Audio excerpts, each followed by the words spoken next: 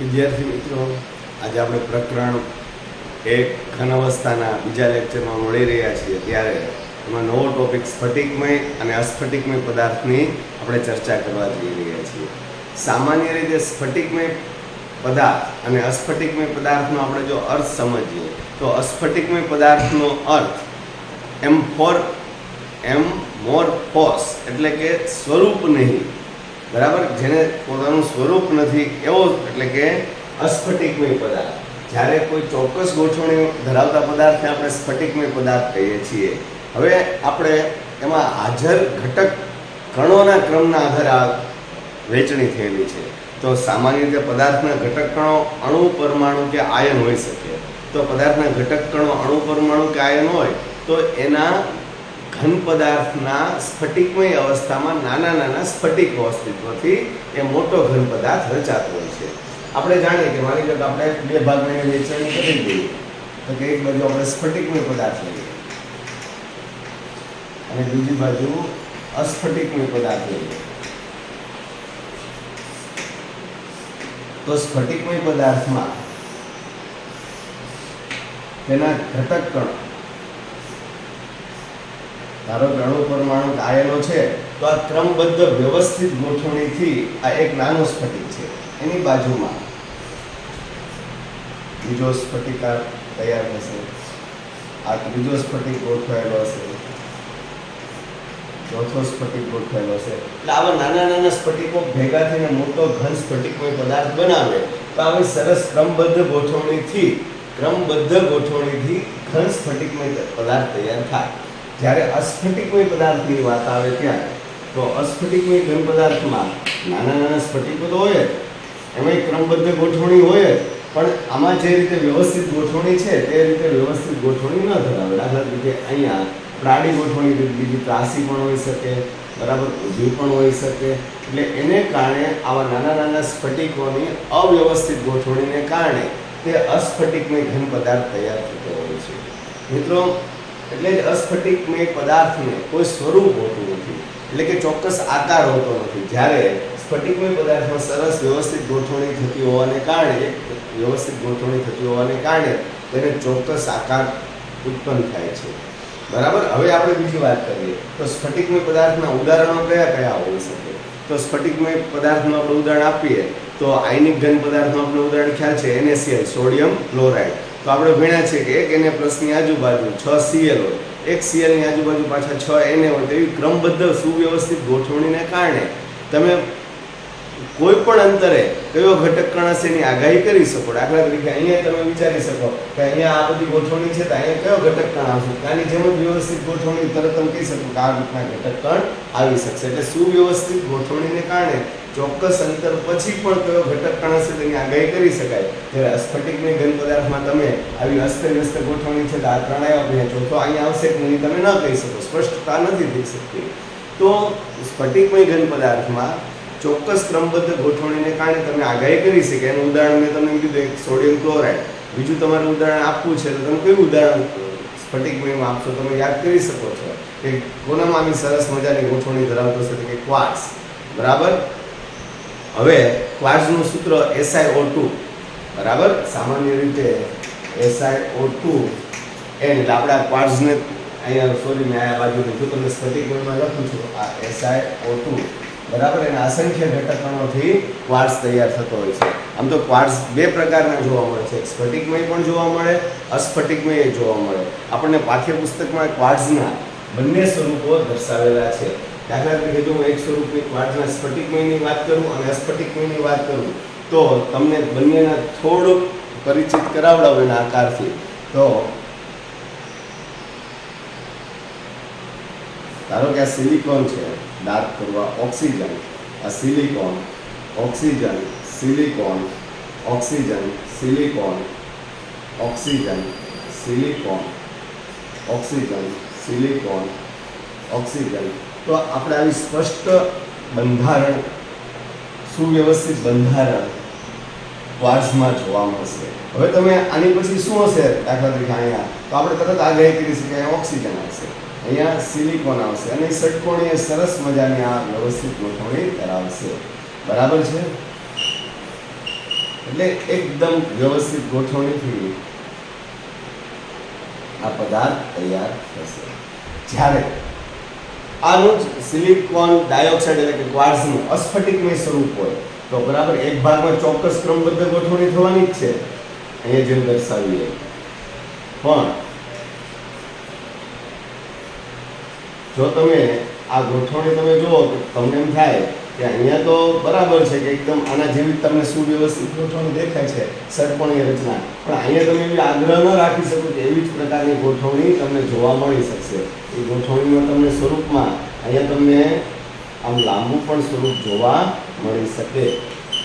તો તમે એની માટે સુવ્યવસ્થિત ક્રમબદ્ધ ગોઠવણી છે એવું તમે કલ્પના ન કરી શકો કે અહીંયા આવી રીતના ષટકોણ જ બનશે, અષ્ટકોણ બની શકે, લાંબો આવી રીતના વિસ્તાર પણ બની શકે. એટલે એમાં કોઈ ક્રમબદ્ધ ગોઠવણી થશે જ એવું તમે કહી શકતા નથી. બરાબર, આવી અસ્તવ્યસ્ત ગોઠવણી પણ તૈયાર થાય.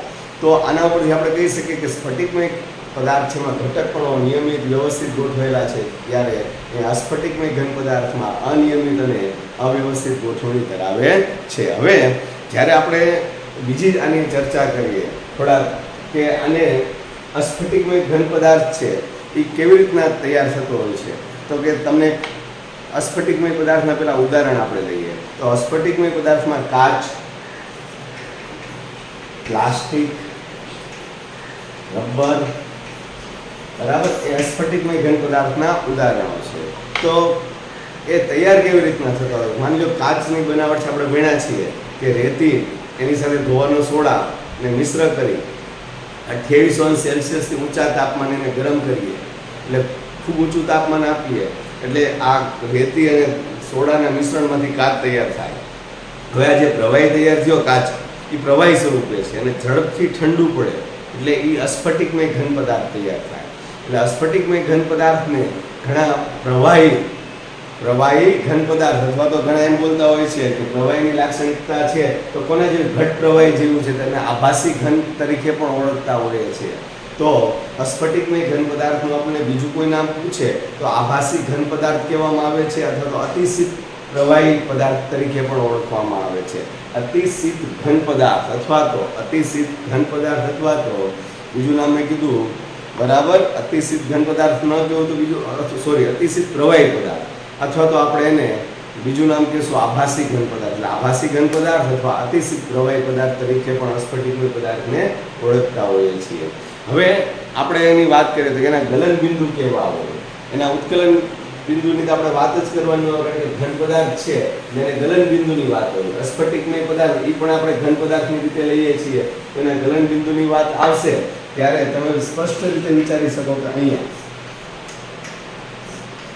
ઘટકકણો સુવ્યવસ્થિત હોય, એની વચ્ચે બંધન બળ વ્યવસ્થિત હોય. તો હું આને પીગાળવા માટે મને તાપમાન એ બધાને સરખી રીતે આપીશ, તમને ખ્યાલ આવશે એક સરખું તાપમાન મળશે અને ઘટકકણો વચ્ચે એક જ પ્રકારનો બંધ રહેલો છે.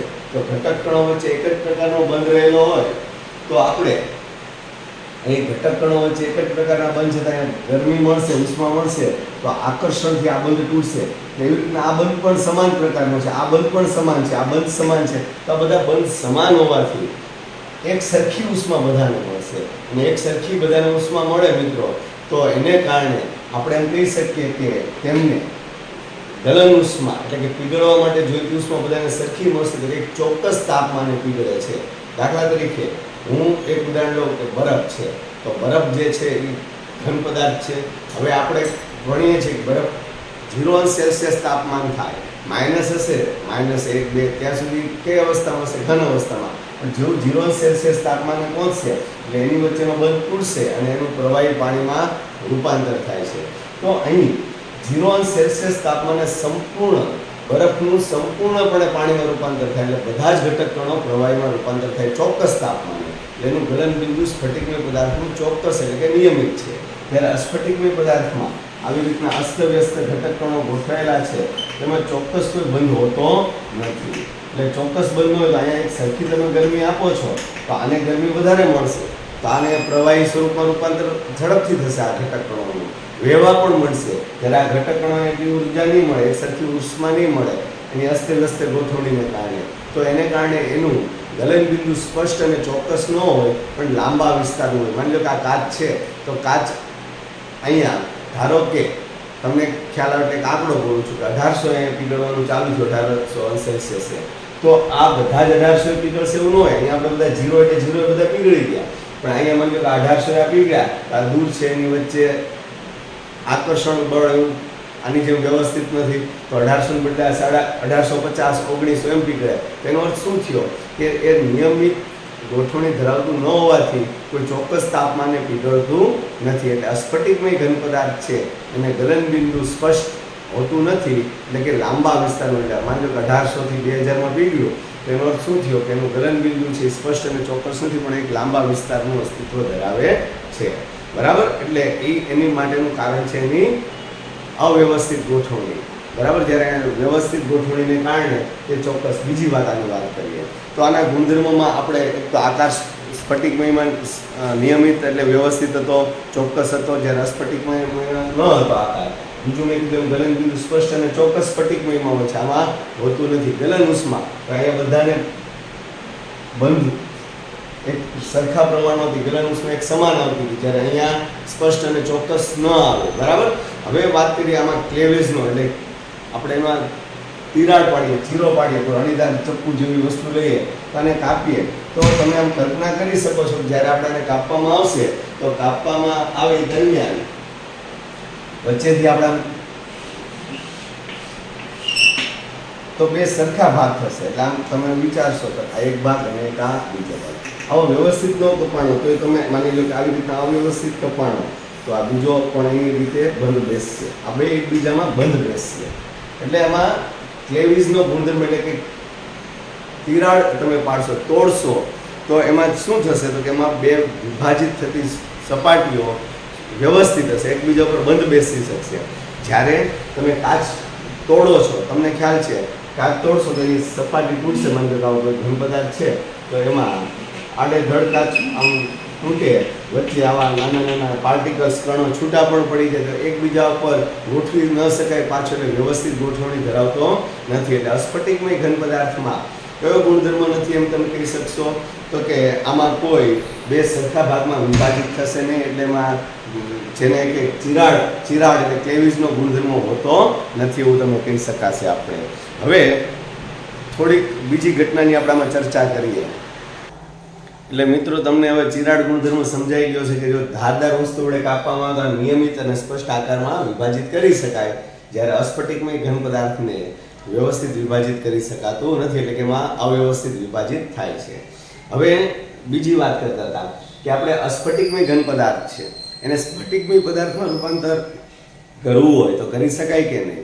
તો કે અસ્ફટિકમય ઘન પદાર્થને ઊંચા તાપમાને જો આપણે ગરમ કરીએ તો અસ્ફટિકમય પદાર્થમાંથી અમુક અંશે સ્ફટિકમયમાં રૂપાંતર કરી શકીએ. તો પુરાતન સમયમાં મળી આવતા કાચ જે છે એમાં અમુક આપણને દુધિયા કલર ઉપર એટલે સફેદ કલર ઉપર જોવા મળતા હતા. એ બતાવે છે કે અસ્ફટિકમય પદાર્થનું સ્ફટિકમય પદાર્થમાં આપણે રૂપાંતર ત્યાં કઈક અંશે અમુક અંશે કરી શકીએ છીએ. તો આ અસ્ફટિકમય ઘન પદાર્થ જે છે એ વહેવા માંડે, આપણે હમણાં મેં કીધું એમ એનામાં વહનશીલતાનો ગુણ છે, એટલે આપણે આભાસી ઘન પદાર્થ અથવા અતિશીત પ્રવાહી તરીકે પણ ઓળખીએ છીએ. તો હવે એ બંનેની લાક્ષણિકતાની વાત કરીએ તો આ અસ્ફટિકમય ઘન પદાર્થમાં એક વિરોધાભાસ જેવો તમને ગુણધર્મ ખ્યાલ આવે કે અસ્ફટિકમય પદાર્થના યાંત્રિક ગુણધર્મમાં બરાબર વિચારીએ કે વક્રી ભવનાંકની વાત કરીએ, વિદ્યુત વાહકતાની વાત કરીએ તો એના એવા ગુણધર્મ નિયમિત અને સ્પષ્ટ હોય. આપણે થયેલે અવ્યવસ્થિત ગોઠવણી અને એમાં ત્રણ ગુણધર્મો બોલ્યો કે એના યાંત્રિક મજબૂતાઈ. આની યાંત્રિક મજબૂતાઈ ટૂંકા ગાળામાં કેવી છે ગોઠવણી? ટૂંકા ગાળામાં નાની નાની વ્યવસ્થિત છે, એને કારણે એને યાંત્રિક મજબૂતાઈ, વિદ્યુત વાહકતા એક સમાન છે. કારણ કે આમાં તમે જો એક જાતનો કોઈ અવરોધ ચોક્કસ હોતો નથી, નાના નાના ગાળાની રચના છે, એટલે એના વિદ્યુત વાહકતા છે એટલે કે અવરોધ ઓછો એટલે વાહકતા વધુ, એટલે એકબીજાને બંને સંકળાયેલા છે. એટલે અવરોધ અને વાહકતાના જે વાત આવે તો અસ્ફટિકમય પદાર્થમાં એક સમાન જળવાઈ રહે, ટૂંકા ગાળાની ગોઠવણી છે માટે, અને વક્રી ભવનાંક પણ એક સમાન જળવાશે. જ્યારે અસ્ફટિકમયને બદલે સ્ફટિકમયમાં તમે આવશો તો સ્ફટિકમય પદાર્થમાં એના ગુણધર્મ ત્રણેય છે એ એક સમાન જળવાશે નહીં. એ તમને સમજવામાં સારું પડે એટલે એક ઉદાહરણ તમને જો લઈએ કે દાખલા તરીકે આપણે કોઈ આયનિક પદાર્થ NaCl જેવો લીધો છે તો આપણે NaCl માં આ Cl NaCl તમને લોકોને ખ્યાલ છે કે એક એની આજુબાજુ 4 Cl સમતલમાં હોય, એક ઉપર હોય ને એક નીચે હોય.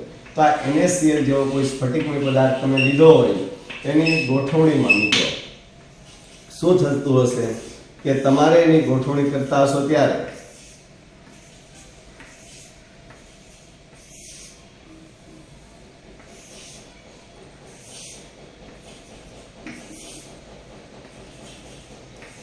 ધારો કે હું AB મેં લાઈન લીધી તો આ AB લાઈનમાં બરાબર આ AB લાઈન મેં દોરી તો અહીંયા આ બધા જ ઋણ આયન છે અને આ બધા કેવા છે ધન આયન. તો મેં આ રેખા વડે જે વિભાજિત કર્યા, બે ભાગ પાડ્યા, તો મારે રેખાની એક બાજુ બધા ઋણ આયનો છે ને એક બાજુ બધા ધન આયન છે. એટલે મેં અહીંયા જે વિભાજિત કર્યું AB લાઈન થી તો એક બાજુ ઋણ આયન છે, બીજી બાજુ ધન આયન છે. પણ એને બદલે જો હું આવી રીતના સીધી રેખા વડે એને વિભાજિત કરું આ સીધી રેખાથી તો અહીંયા ઉપર ધન અને ઋણ છે અને નીચેની બાજુ પણ ધન અને ઋણ છે. એટલે આવી રીતના અહીંયા એક સમાન પ્રકારના ધન અને ઋણ એવું વિભાજિત થતું નથી. એટલે અહીંયા જે ગુણધર્મ મને જોવા મળ્યા એવા ગુણધર્મ અહીંયા ન જોવા મળે. એટલે આનામાં કેવો ગુણ કહેવાશે મિત્રો? આ જે ગુણની વાત કરું છું એ ગુણ આપણે એમ કહીએ છીએ કે એમાં સ્વભાવે વિષમ દૈશિક છે એમ કહી શકાય. વિષમ એટલે એક દિશામાં એક ગુણ છે તો બીજી દિશામાં બીજો ગુણ છે. જ્યારે અસ્ફટિકમય પદાર્થમાં સમદૈશિકતા હતી એને કારણે એના યાંત્રિક મજબૂતાઈ, વિદ્યુત વાહકતા અને વક્રી ભવનાંક જેવા ગુણધર્મો સમાન હતા. ત્યારે અહીંયા વિષમ દૈશિકતાના ગુણને કારણે આ ત્રણેય ગુણધર્મો જુદા જુદા જોવા મળે છે. બરાબર. એટલે આ તમે ખાસ યાદ રાખજો કે સ્ફટિકમય અને અસ્ફટિકમય ઘન પદાર્થના આ ગુણધર્મોમાં તફાવત જોવા મળશે. હવે આપણે એ સિવાય જો થોડીક વિચારી લઈએ તો એના ઘટક કણોના તમને સ્વભાવ ગુણધર્મની જો વાત કરે તો તમે આને સહેલાઈથી તમે સમજાવી શકશો.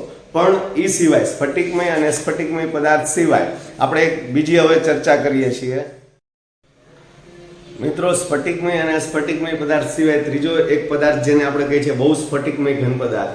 તો બહુ સ્ફટિકમય ઘન પદાર્થ શું છે?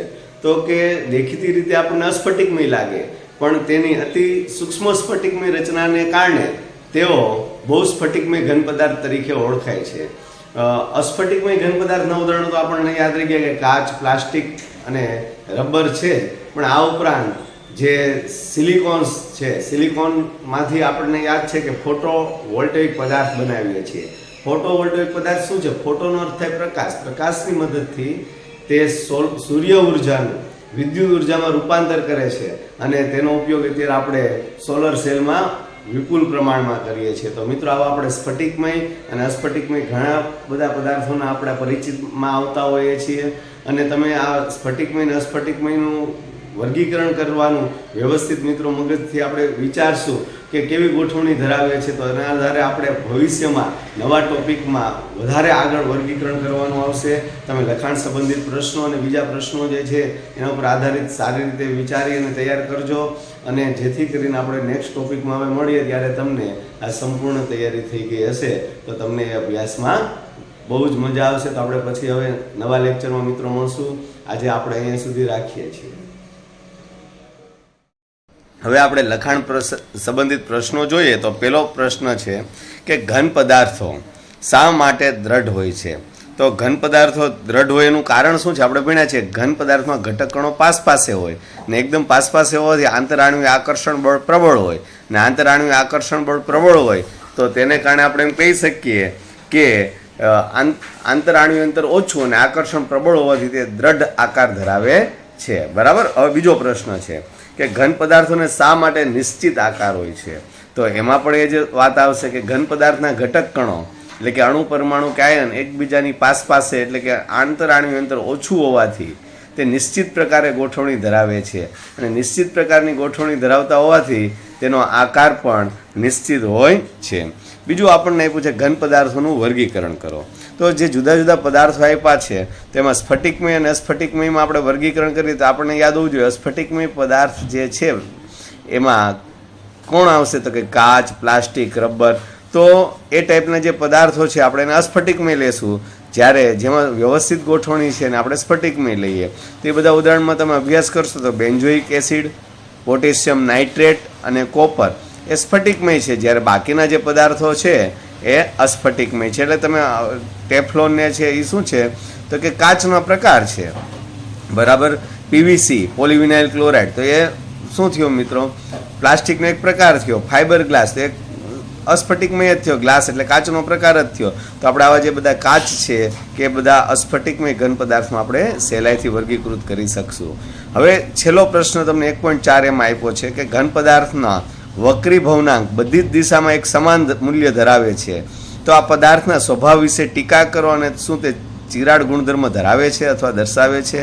તો મિત્રો, જ્યારે આપણે એક સરખું વક્રી ભવનાંક ધરાવતું હોય, બરાબર, અથવા તો આપણે એમ કહીએ છીએ કે યાંત્રિક ગુણધર્મ સરખા આવે, અથવા તો જ્યારે પણ જ્યારે વાહકતાની વાત આવે તો સરખા કોના હોય છે? તો કે અસ્ફટિકમય પદાર્થના. એટલે આપણને જ એમ કીધું છે કે એક સરખા ગુણધર્મ ધરાવે છે, એટલે આપણે કહીશું એ પદાર્થ અસ્ફટિકમય છે.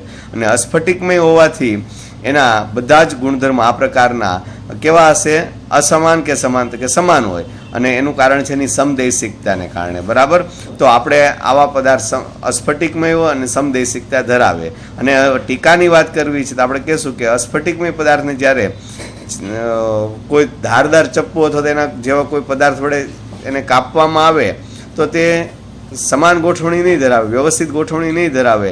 એટલે બે અનિયમિત ભાગમાં તે વિભાજિત થશે, અને બે અનિયમિત ભાગમાં વિભાજિત થશે એના આપણે ચિરાડ ગુણધર્મ વિશે સમજૂતી આપી કે. તો મિત્રો, આ રીતે એના પ્રશ્નોની આપણે ચર્ચા કરવાની રહેશે.